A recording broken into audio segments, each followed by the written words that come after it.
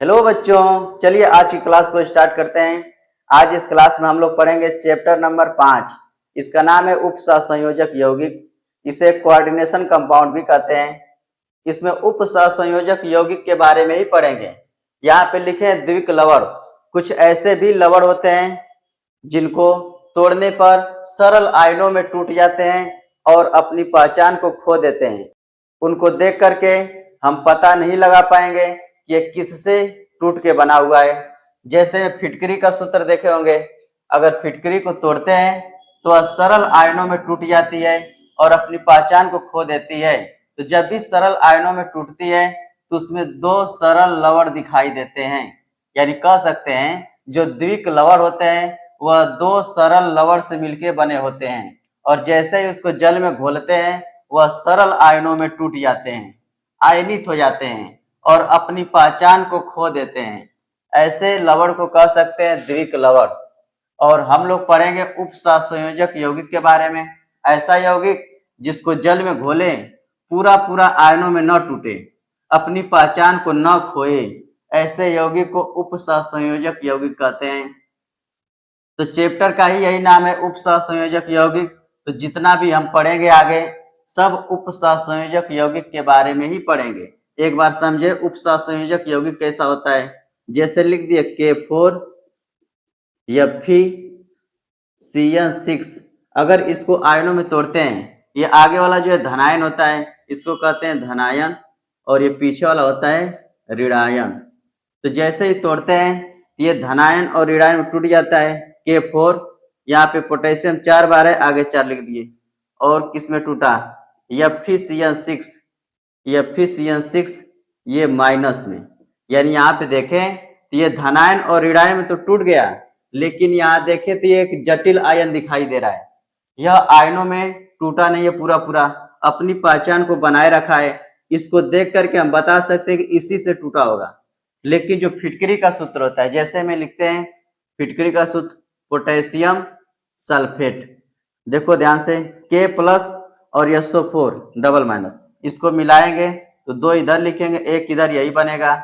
ऐसे ही एल्युमिनियम के साथ SO4 को जब मिलाते हैं, एल्युमिनियम के ऊपर होता है ट्रिपल+, 3 इधर लिखते हैं और 2 इधर लिखेंगे तो बनेगा Al2 और SO4 के नीचे हो जाएगा 3, तो 3 को बोलते हैं थ्राइस, SO4 थ्राइस।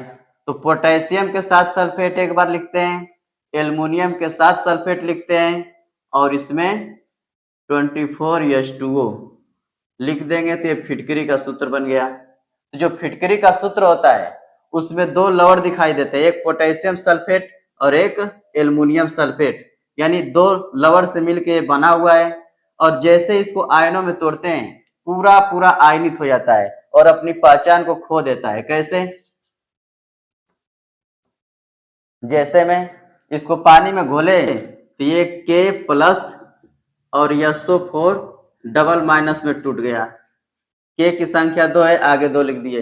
ऐसे ही एल्युमिनियम सल्फेट भी आयनों में टूट जाता है, Al और SO4। Al के ऊपर होता है 3+, ऐसे लिख देते हैं 3+, और SO4 के ऊपर होता है 2-। एल्युमिनियम 2 बार है, इसके आगे लिख दिए 2। सल्फेट कितनी बार है? 3 बार है, इसके आगे लिख दिए 3। और 24H2O, इसको तोड़ने की जरूरत नहीं है, उसको भी तोड़ के लिख सकते हैं।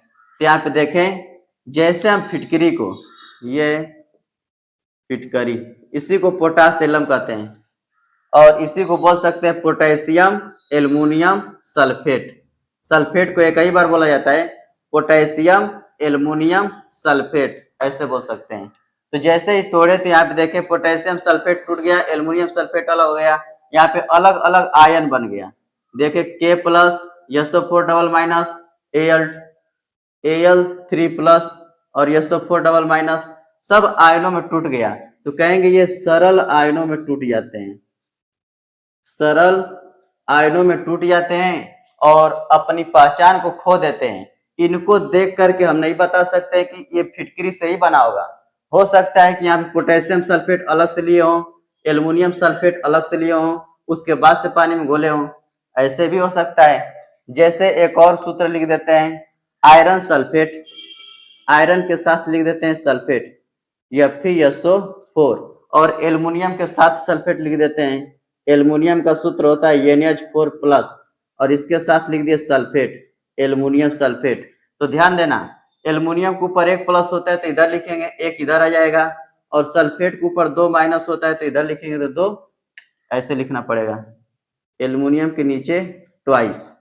ये आयरन सल्फेट और ये एल्युमिनियम सल्फेट। फिर समझें, ये जो आयरन होता है इसके ऊपर होता है डबल प्लस और SO4 के ऊपर डबल माइनस, 2 इधर और 2 इधर लिखा जाता है, 2 से 2 कट जाता है, बचता है FeSO4। ऐसे एल्युमिनियम के ऊपर होता है 1 प्लस और SO4 के ऊपर होता है डबल माइनस।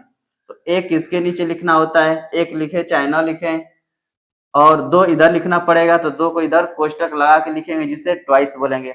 कोष्टक के नीचे 3 है तो थ्राइस बोलते हैं, और कोष्टक के नीचे 2 है तो उसे ट्वाइस बोलते हैं। तो यहाँ पे लिख दिए आयरन सल्फेट, इसको आयरन को फेरस भी बोल सकते हैं, आयरन सल्फेट एल्युमिनियम सल्फेट, और यहाँ पे लिख लेंगे 6H2O। तो ये एक यौगिक बन गया और इसको कहते हैं मोहर साल्ट। इसका नाम है फेरस अमोनियम सल्फेट। इसका नाम हो जाएगा फेरस अमोनियम सल्फेट, और इसी को कहा जाता है मोहर साल्ट। यहीं पे लिख देते हैं मोहर साल्ट। ये मोहर साल्ट का सूत्र लिख दिए। इसमें भी 2 लवण दिखाई दे रहे हैं, एक है आयरन सल्फेट या फेरस सल्फेट बोल सकते हैं, और एक है अमोनियम सल्फेट, यानी 2 लवण दिखाई दे रहा है और इससे मिलकर के मोहर साल्ट बना हुआ है। और जैसे इसको पानी में घोलते हैं तो ये आयनों में टूट जाता है। ये Fe++ और SO4 डबल माइनस, और अमोनियम को लिखेंगे NH4+ और सल्फेट को SO4 डबल माइनस, और H2O को तोड़ने की जरूरत नहीं है, ऐसे ही लिख देते हैं 6H2O। ठीक है। अब यहाँ पे अमोनियम की संख्या कितनी है? 2 है, इसके आगे 2 लिख दिए, बाकी सही है, बाकी सब बराबर है। तो यहाँ पे देखें, यहाँ पे Fe++, SO4 double minus, NH4+, SO4 double minus, ये पूरा आयनों में टूट गया, आयनित हो गया। तो कहेंगे ये सब द्विक लवण हैं। द्विक लवण का मतलब ही हुआ जिसमें 2 लवण दिखाई दें, जैसे यहाँ पे पोटेशियम सल्फेट एल्युमिनियम सल्फेट दिखाई दे रहा है, जैसे यहाँ पे आयरन सल्फेट और अमोनियम सल्फेट दिखाई दे रहा है। यह एक लवण है और यह भी एक लवण है। तो द्विक लवण में 2 लवण दिखाई देते हैं, और जैसे इनको पानी में घोलते हैं ये पूरा आयनों में टूट जाते हैं, पूरा आयनित हो जाते हैं, मतलब आयनों में टूट जाते हैं और अपनी पहचान को खो देते हैं। ऐसे लवण को ही कहते हैं द्विक लवण। और हमारे चैप्टर में उपसहसंयोजक यौगिक, इसमें ऐसे लवण दिखाई देंगे जिनको पानी में घोलेंगे तो पूरा आयनों में नहीं टूटते हैं, अपनी पहचान को बनाए रखते हैं, उसमें जटिल आयन पाए जाते हैं, वह टूटते नहीं हैं। तो ऐसे यौगिक को कहते हैं उपसहसंयोजक यौगिक, और उसी को कोऑर्डिनेशन कंपाउंड कह सकते हैं। और इसका अलग अलग नाम है, इसको संकर यौगिक, संकुल यौगिक भी बोलते हैं। आगे बात करेंगे उपसहसंयोजक यौगिकों के बारे में, और पूरा चैप्टर यही दिया हुआ है, उपसहसंयोजक यौगिक। तो द्विक लवण में सिर्फ ये 2 एग्जाम्पल याद रख सकते हैं, ये सूत्र याद रख सकते हैं, फिटकरी का और मोहर साल्ट का, ये दोनों द्विक लवण के एग्जाम्पल हो गए।